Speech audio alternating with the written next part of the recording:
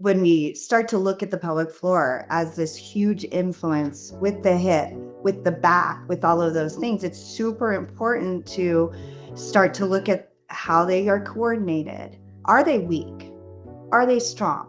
Can they adapt to what you're asking the body to do? The pelvic floor has been gripping and tight and out of the loop for so long. These other bigger muscle groups have been trying to pick up the slack and get the job done.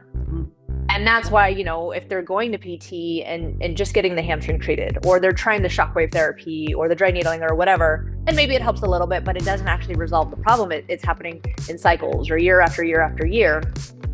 There's a reason for that. We have to understand what that person maybe is going through so that they're learning new skill sets or other tools to use like out in the wild, out and about in their daily life and separate from just their workouts, because I think the workouts become the easy part for a lot of women. All the stuff that makes us, each one of us, really does influence the foundation. Our pelvic floor is the foundation and it holds a lot of emotion.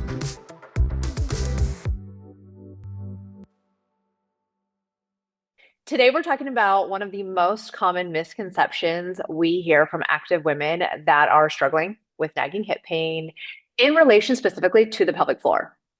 And a lot of women come to us and they've said either, they've gone to pelvic floor PT and maybe it helped a little bit, or they went through all the tests and their pelvic floor is fine.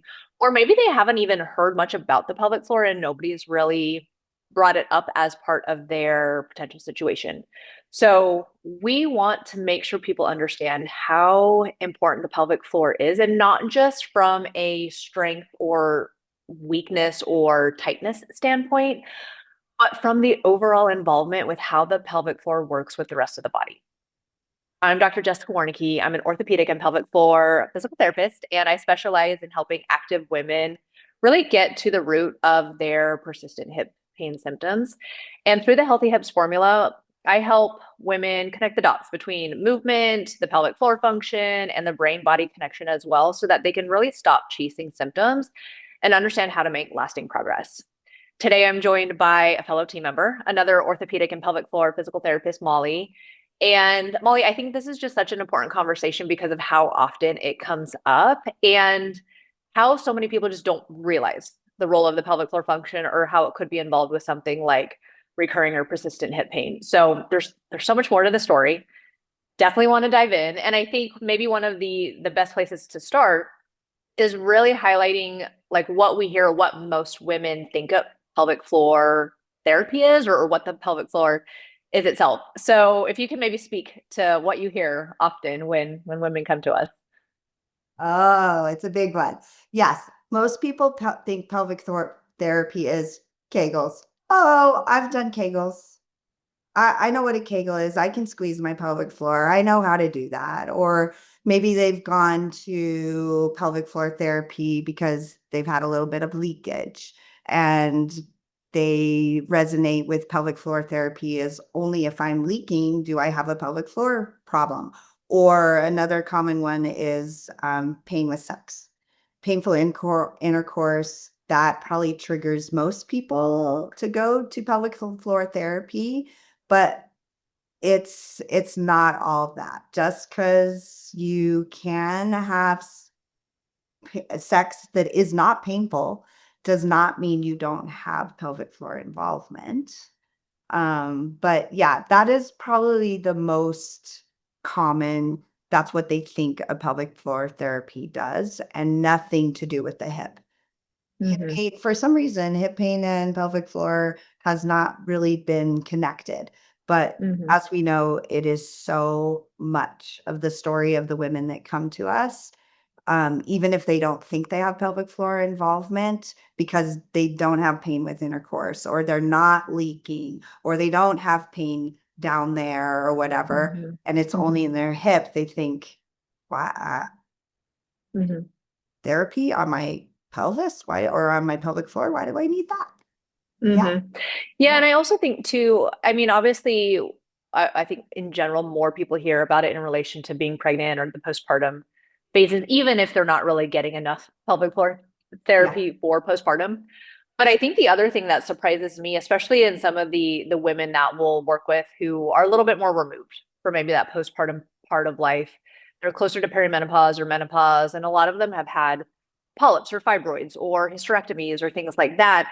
And they'll have the procedures, but then no rehab or no specific guidance is given, which always blows my mind because for any other orthopedic surgery, you go to PT. Get therapy. You go have a specific plan of care, and there are specific things that you do from a healing standpoint. So that's where I think there's just more room for education and understanding of, if you've had those types of procedures, that let's continue the conversation. Let's maybe see how this could be involved with now you having these recurrent symptoms in the hip or in the back or SI joint region as well. Yeah, totally. Totally. And it is kind of mind blowing that we have those surgeries have this huge insult on the pelvic floor, and the surgeons are in there and they're cutting, and it's invasive, and they're stretching and they're pulling on things and they're sewing things up, and we don't get any therapy. It is, Yeah. oh, it is mind blowing. Think about that. Yeah. Any other body part. Yeah, exactly. And for people who aren't aware, the pelvic floor is a group of muscles in the pelvis. So it's like a bowl inside the trunk area of our body. And yep, we have some external pelvic floor muscles, we have some internal pelvic floor muscles. And the internal muscles are really important. They support the bladder, the rectum, the uterus. And obviously, from a hip standpoint, some of those deep hip rotators are also part of the pelvic floor because of how deep they are. And so when we are dealing with something like recurring hip pain, especially in the ladies that have already tried the typical PTE, they've done strength, stretching, mobility, resting, all of these things, and it's not providing a lasting solution. Where do we typically want to go, Molly, when we're assessing the pelvic floor, assessing the hip as well, to start to understand kind of how they might be connected for somebody? When we start to look at the pelvic floor as this huge influence with the hip, with the back, with all of those things, it's super important to start to look at how they are coordinated. Are they weak? Are they strong? Can they adapt to what you're asking the body to do? And most often women are quite surprised at how tight their pelvic floor actually is. They're guarding, they're gripping, they're holding one side versus the other. It's most often a tightness in the pelvic floor around hip pain, than it is actually having a weak pelvic floor. And here they've been told to do all these Kegel exercises and tighten, where in essence we need to start assessing, is it really weak because it's so tight? Because a tight muscle is a very weak muscle. It can't expand and it can't support. Or is it a coordination? So it's really imperative to start looking at how we move within our pelvic floor. And we do that through internal assessment, and we do that through also looking at exercises. But yeah, the first step is, are you tight, or are you weak because you're tight? Or are you truly more hypermobile? But we don't see that as much as we do an actual gripping or tightening of the pelvic floor. Yeah. And I think for a lot of people that do have the gripping or the tension or the chronic hip pain because there's a weakness or a miscoordination going on, it's if they have been given guidance on, okay, here's what to do, like you said earlier, the Kegels, that's teaching the body how to do one type of contraction. Totally. But actual strength and awareness and control also includes the ability to lengthen that muscle in a controlled way, not just to breathe into it, let it go, but Right. to actually be able to have the movement mechanics, have the right muscles doing that movement at the right time, and for all of those muscles to be working together so that there's not compensations kicking in and then feeding into faulty movement mechanics, which is going to be a body standpoint, a movement standpoint, but an example of how that pelvic floor discrepancy could be presenting in something bigger that isn't, fully assessed. Yes, yes. And it's fun to uncover that, especially the women that have the realization after we start working with them that they are a true butt clencher, or they are holding their anus so tight and they are not aware of it until we start digging into exactly those patterns and getting to the bottom of it. no pun intended there, that they are, that they really do grip all the time for so many, and they're not aware of it and Mhm. don't know how to coordinate or even breathe into the pelvic floor. Mhm. So, Yeah. mhm, Yeah, and I think going back to your earlier comment about like what we assess, a mhm, lot of the time too, we literally start with breathing assessments to see what is their ability to actually breathe into the pelvis, into the sits bones, into the glutes or the back, and not just the stomach area or the chest area. What does that overall trunk pressure management look like? Because that also tells us a lot about the pelvic floor and its involvement just, naturally. And then also everything else from a movement mechanic standpoint that's going on that's feeding into this cycle that we're trying to help them figure out and rebuild with the hip. right? Sucking in their gut all the time, holding everything in, then the nervous system piece of the tightness in the pelvic floor. It's amazing the amount of women that come in and can't breathe into their pelvic Mm-hmm. floor and can't feel anything going on. They're not Mm-hmm. sure what is happening with that pressure management. Do they hold? Can they let everything go or not? Like Mm-hmm. it's really Yeah. good. Mhm, Yeah. And I also like that piece too, because we see such good progress so early on mhm. when they can actually figure out some of these techniques or just have a little bit better awareness and control. Yep. Because then they get to utilize this throughout the day. And it's almost like they're implementing that tool to help outside of just their workout or just their rehab exercises. And that's how the body starts to learn this new mechanic that becomes its new normal eventually. But it has to start with the awareness and then learning the ability of how to do what we actually want to Right, retrain the body to do. right. And from side to side, Mm-hmm. because their involved side can act so much different than the uninvolved side. So that's where Mm-hmm. that coordination is. They're gripping on one side, but the other side is trying to make up for that. Yep. And all of a sudden, that's where the discoordination, there's a lack of control. Like there is a lot going on. Mhm. Yeah, absolutely. So let's talk a little bit more about that then, like how Yep. the pelvic floor actually influences hip pain outside of just what we find in the pelvic floor, right? Let's say something's tight or weak or a little disconnected. Besides that, like what are some common things that we maybe find early on or that we're working on early on to start to help them put the little pieces together and connect the regions a little bit easier? Yeah. Yeah. I think going back, right, it starts with that pressure management, just like we were talking Mhm. about, that gripping and that holding tight, whether it's more through the anus or more through sucking in the gut all the time, their lower abs, finding that first really does it that influences hip pain a lot. Well, holding their breath, the pain's there more. We're not getting the expansion through pelvic floor, obturator internus. Like some of those deep, deep muscles are just gripping and holding on for dear life.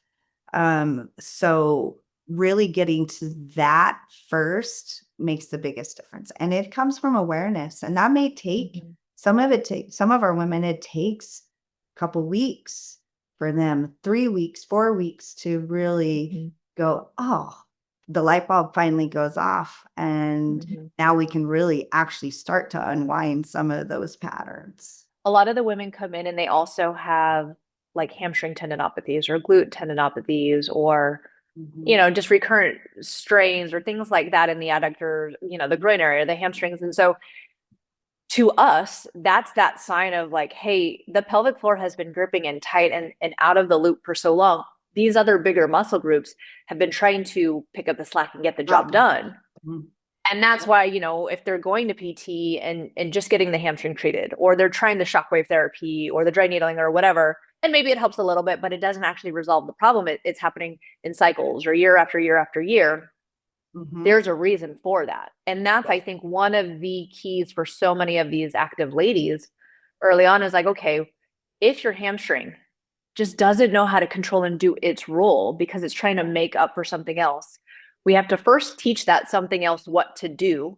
But then we also have to teach the hamstring, hey, it's okay now to let go or to work in conjunction with this new area so that it starts to just get comfortable doing its role and not picking up and Everybody trying to else's overdo role. everybody else's role as well. Yeah, and that's where that gripping, that internal pelvic floor, if it's so tight, the rest of the muscles don't trust the stability, because then the pelvis doesn't have the pressure management, the stability for those muscles, the other muscles that should be doing one or two jobs, that are trying to do the job of the pelvic floor. And we have constant gripping, constantly. It's almost like that pelvic floor is the safety for the rest of the muscles to be able to feel safe enough to do their job. And if the pelvic floor isn't showing up in that capacity, then we've got a train wreck of other muscles compensating and gripping and not doing what they need to be doing. Yeah. And this is the piece I think that often gets missed in whether it's like the ortho PT or the pelvic floor PT. And again, not to discredit these providers, because obviously they're amazing providers in their own way. But I think because we specialize in both, we're able to kind of see how the two worlds interact a little bit more. And so when we are able to understand, okay, this is what's happening with that orthopedic movement system. This is actually what's happening with the pelvic floor. And we now know how to look at the pelvic floor from an orthopedic lens, as opposed to just, okay, this is what we do post-baby or to prep for labor. It becomes such a broader conversation. And that's very enlightening for a lot of women, because it starts to actually provide answers and reasons for all these other, areas of the body that are painful or that have these recurring injuries. But it also helps us continue that conversation of how the body needs to learn how to work as a whole for everything. Absolutely. Absolutely. Yeah.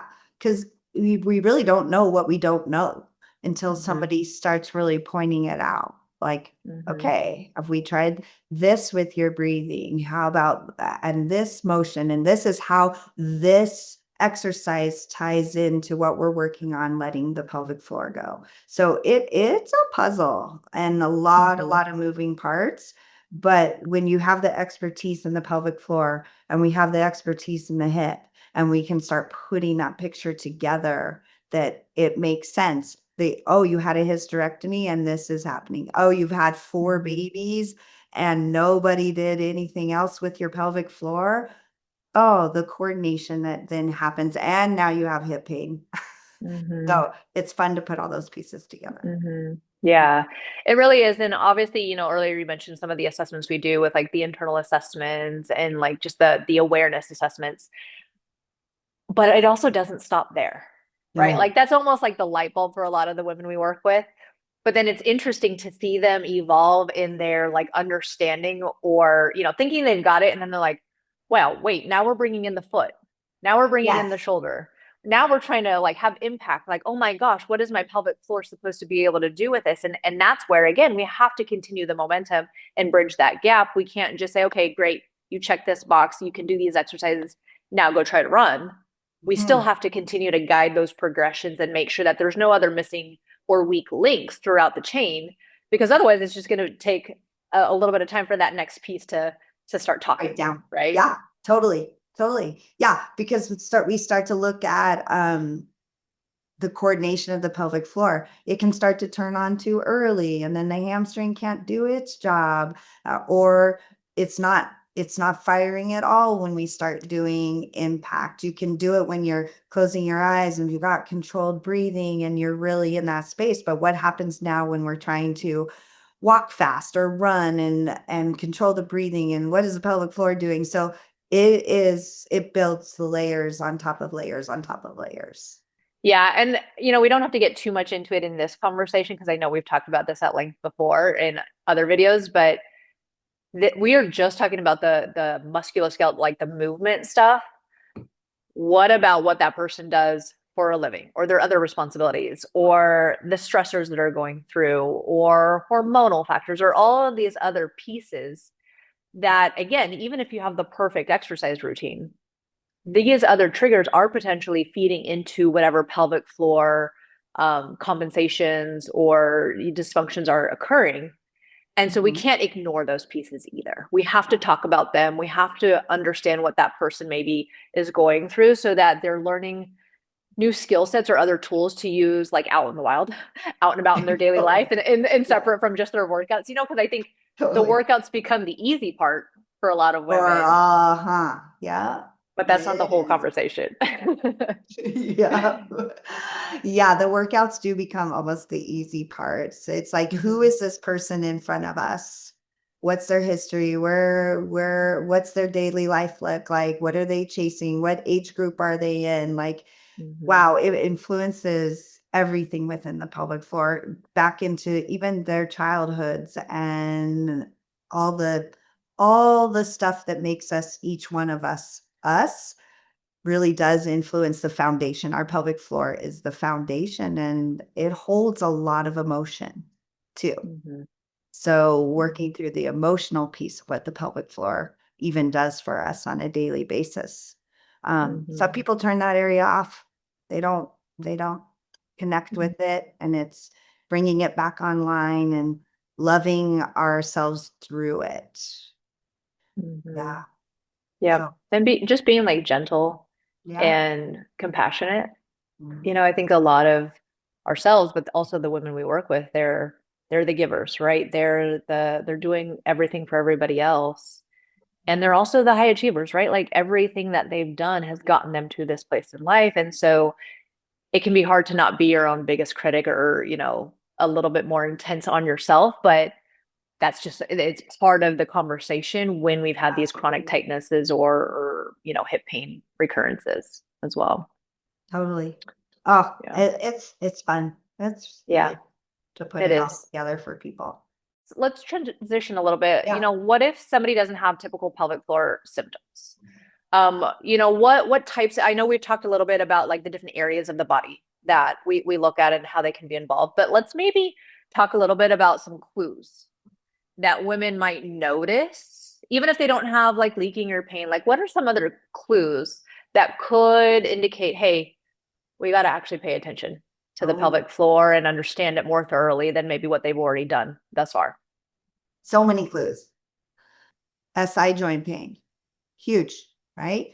Tailbone pain, that's probably a little more obvious than maybe I have a pelvic floor issue if I have tailbone pain, but maybe it's not. That can definitely be a complaint. Pain after running, pain after long hikes. That can also feed into the pelvic floor, that you just don't have that endurance, that stability that the pelvis needs to move off of. That can be it. Even this is a good one, just when you have trouble balancing. Our pelvic floor is our stabilizers, and our balance comes from that support through our pelvis and through our pelvic floor. That can be a big one. Another big one is difficulty breathing or holding your breath, or even feeling pressure within in your pelvis or up in your chest, and you're not moving the air down into your pelvic floor, and it's gripping all the time and it won't allow the expansion to happen. That can be a big Mhm. clue. Yep. Um, let's And see. I think those Yeah. types of things also go in line with like teeth grinding or, Yes. just all the TMJ stuff that so many of us have with clenching or headaches or things like that. And the jaw literally mirrors the pelvic The floor. pelvic So floor. what you're feeling up here is exactly what's going on down there. You just can't see it as See it, easily. yes. That's the biggest light bulb for so many women. Yeah. Yeah. They're like, "Wait, what? This and this are connected?" I'm like, "Yes, they are." Hmm. Yep.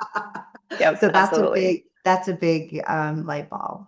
Yeah. Some other clues, um, maybe deep groin pain Hmm. can Hmm. be, a symptom, and truly, Yeah. it can be no mechanism of injury. I Yep. mean, how many people do come in thinking, "I don't have a pelvic floor issue," and they're surprised to find that they actually do have Hmm. tension, tightness, weakness, pressure management that they didn't realize that wasn't an issue, and they realized Hmm.